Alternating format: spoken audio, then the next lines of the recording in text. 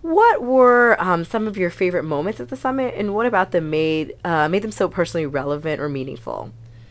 Um, I think the whole conference was my most favorite part because it was a good experience for me, and I think it was a great forum to bring people from all backgrounds and interests together in expressing one voice and giving many people who probably don't have a chance to come together to give them voices as well.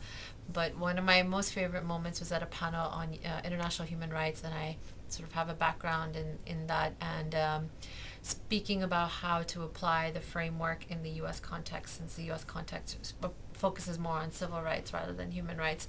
And there were women from Bangladesh who had a translator with them, and they were domestic workers, and they were interested in how can we approach our employers, or how can we use this context in our work, since we do work for people who are working in the international arena, and how can we give rights more to ourselves. And the panelists were very good in answering the question, and it was just good to see these women who probably never have had a platform to speak on, to have their voices and preferences heard.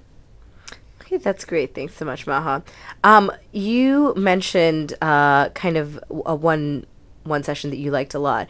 In terms of moments at the summit that you were kind of surprised by what resulted, whether it was from what participants said or panels or even things that happened outside of sessions, what moments really surprised you or made you question where you were coming from at the summit? There was this. I was at a panel on discrimination and profiling, and what surprised me were the panelists having an argument amongst themselves.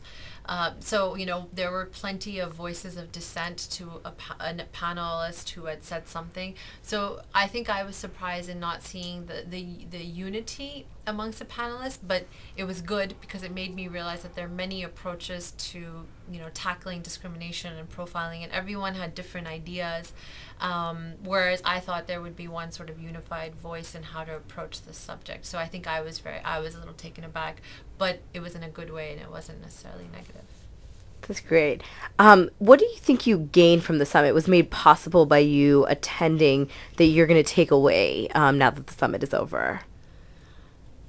I think as an immigrant who's been in the US for a few years, it's given me the sense that the South Asian American community here is really trying to reach out within their own community and create some sort of movement and a voice, and also trying to create allies outside of the South Asian community, which I think is very important. And I've taken that, we are a community that's very diverse. We have a lot of issues ahead of us, a lot of challenges ahead of us, but that there's a very committed group that is willing to go the extra mile, I suppose, to work on these issues. And I felt very encouraged by that. And I hope to take that back to my home country and involve our youth and involve our professionals, especially in a time of crisis that we're at, in engaging in at the grassroots level and really trying to understand what our needs are and how we can move forward. That's great. So, throughout the summit, we heard from a lot of panelists and people during plenaries talking about what their calls to action were.